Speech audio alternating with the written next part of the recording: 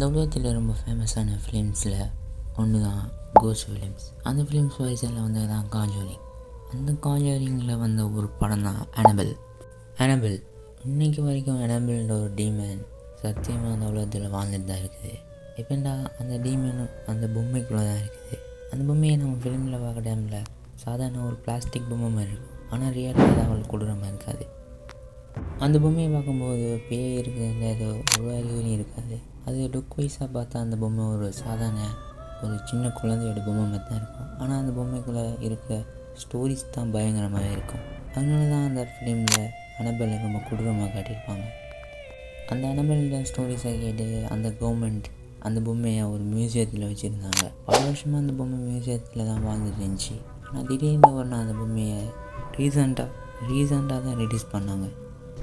அந்த பொம்மையை சுற்றி பல மர்டர் கேஸ் இருக்குது. அந்த பேயே பாதி பேரை கொண்டு தான் சொல்லப்படுது. இப்போ அந்த பொம்மையை வேறு ரிலீஸ் பண்ணியிருக்காங்க. இன்னும் யாரை கொலைப்பான்னு தெரியாது. இனிமேல் இந்த வீடியோ ஒரு இன்ஃபர்மேஷன் இருந்துச்சுன்னா சப்ஸ்கிரைப் பண்ணி சப்போர்ட் பண்ணுங்கள். எல்லாருமே வீடியோஸ் பார்க்கிங்க, ஆனால் வீடியோஸ் நல்லா இருக்கா நல்லா இல்லையான்னு கமெண்ட் பண்ண மாட்டேங்க. கமெண்ட் பண்ணுங்கள். அப்போ தான் என்னோடய மிஸ்டேக்கை என்னால் திருத்திக்க முடியும்.